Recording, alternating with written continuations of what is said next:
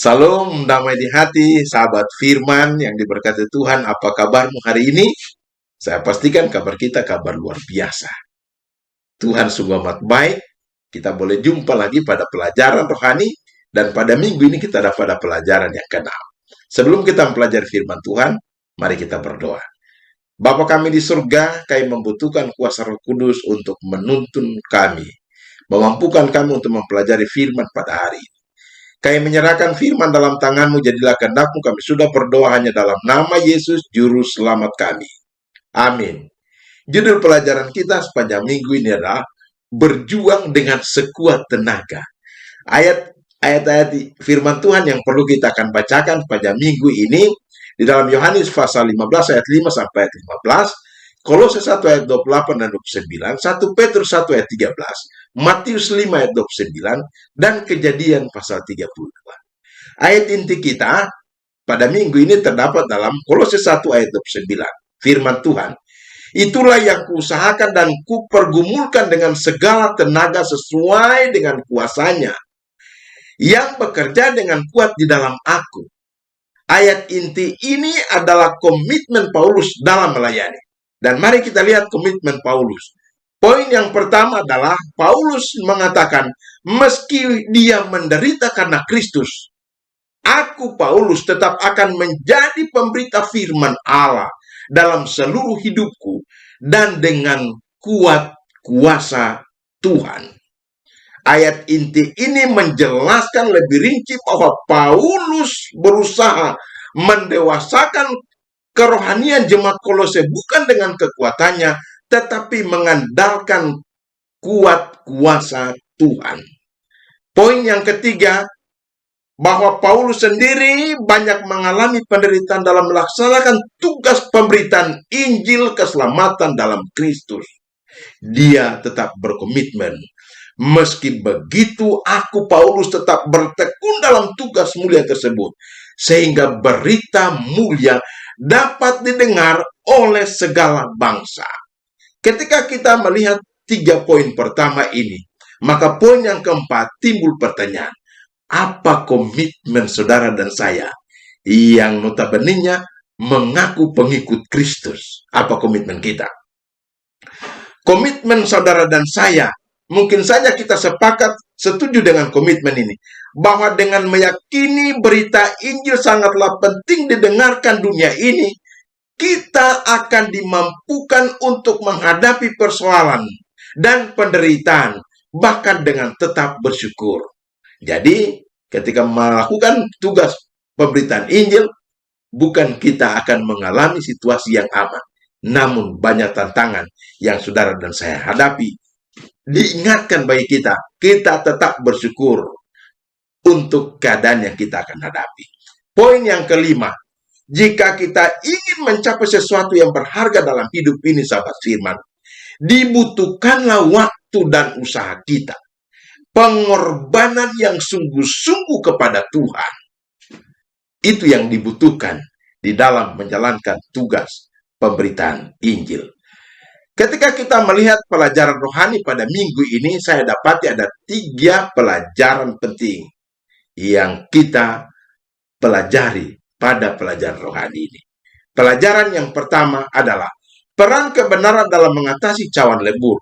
Pelajaran yang kedua adalah peran kehendak bebas kita dalam mengatasi cawan lebur. Dan yang ketiga adalah peran komitmen dan ketekunan dalam mengatasi cawan lebur. Mari kita lihat satu persatu dalam pelajaran ini. Poin yang pertama, peran kebenaran dalam mengatasi cawan lebur.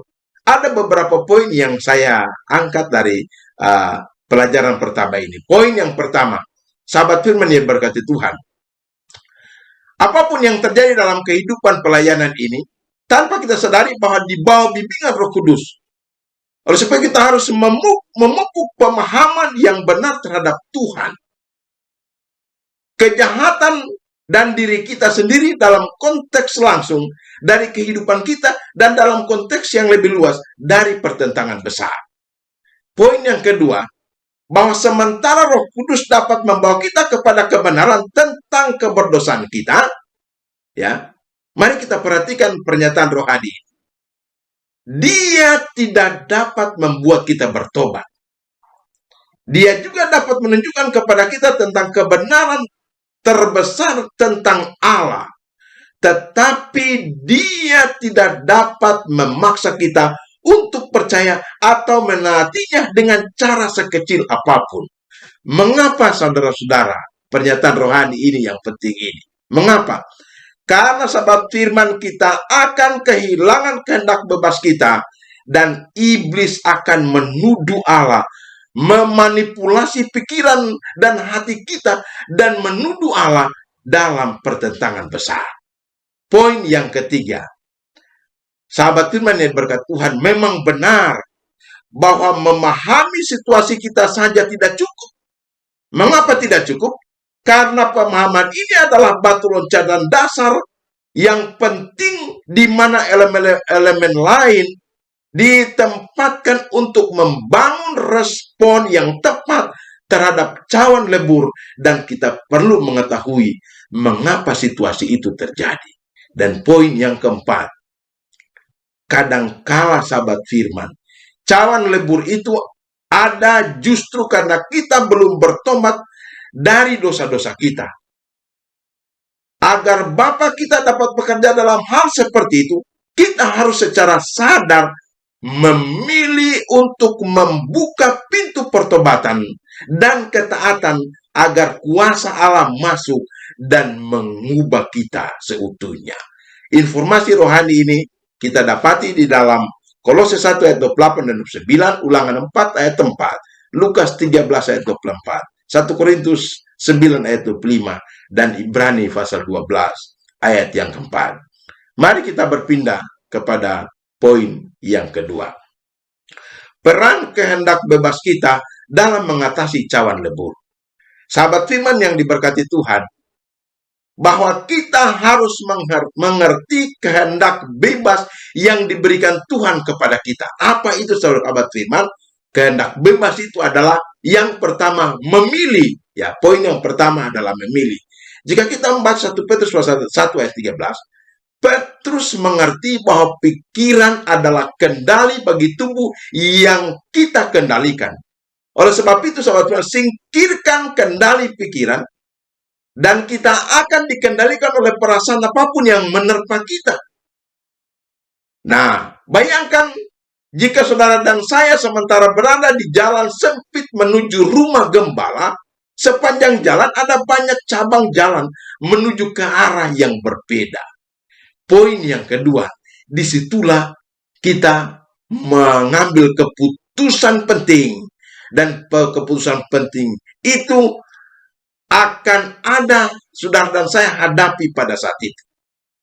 Keputusannya adalah, tanyakan pada diri kita dengan jujur, bagaimana saya bisa tahu jika saya mendasarkan pilihan saya pada perasaan emosi, keinginan yang bertentangan dengan firman Allah.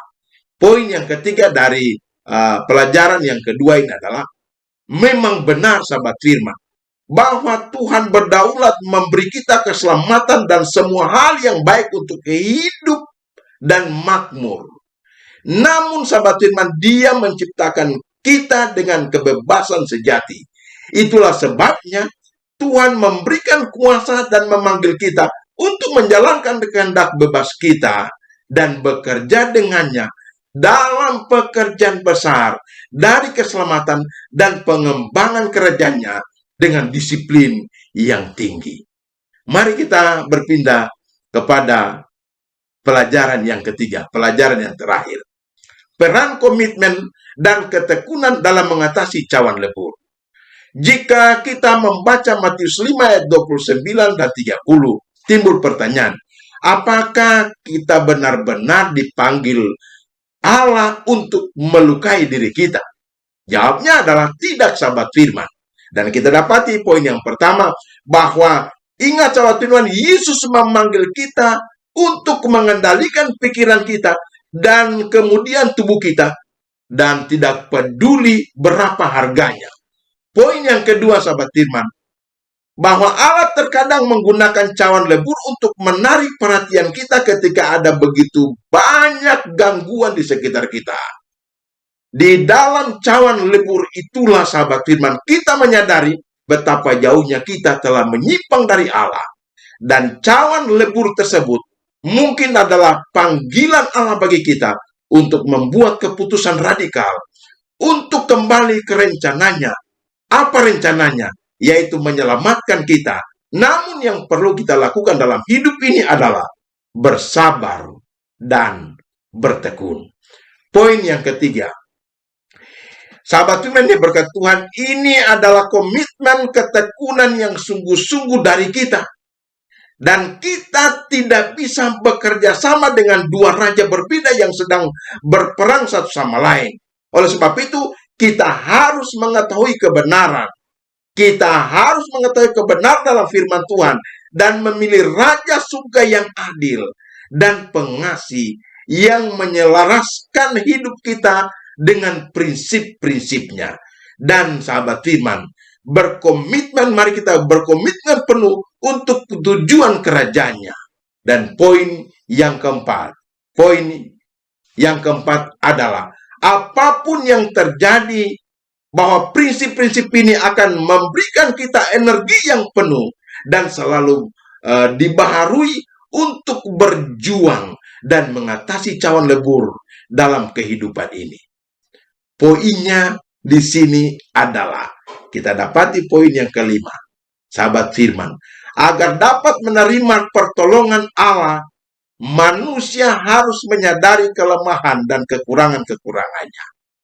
Manusia harus menyerahkan pikiran kepada perubahan besar yang akan dilaksanakan dalam dirinya. Dan manusia harus sadar dan mengambil bagian dalam doa yang sungguh-sungguh serta tekun, dan Allah akan menolong mereka untuk menggabungkan kuasa ilahi dan usaha manusia, pasti menang bersama Yesus. Poin yang terakhir, poin yang keenam, sahabat firman yang diberkati Tuhan, bahwa Yakub datang karena dia bertahan melalui rasa sakit. Begitu pula dengan kita, bahwa Allah juga mungkin membuat pangkal paha kita terkilir dan sakit. Kemudian dia memanggil kita untuk berpegang erat kepadanya melalui rasa sakit kita, karena dia mau menyelamatkan saudara dan saya. Tuhan Yesus memberkati. Mari berdoa. Kami bersyukur Bapa di surga, oleh karena kami boleh mempelajari firman pada hari ini. Kami menyadari kami penuh keterbatasan dan kekurangan, tidak sanggup mengerti firman ini. Kami mohon Roh Kudus menyanggupkan kami mengartikan firman yang kami pelajari, sehingga kami boleh berkomitmen untuk melayani Tuhan apapun yang terjadi dalam hidup ini. Dan kami diyakinkan untuk lebih meyakinkan Injil Kristus kepada saudara-saudara di sekitar kami. Dan kami boleh tetap berkomitmen untuk setia pada Tuhan. Ini doa kami, persembahkan doa ini hanya dalam nama Yesus, Juru Selamat kami. Amin.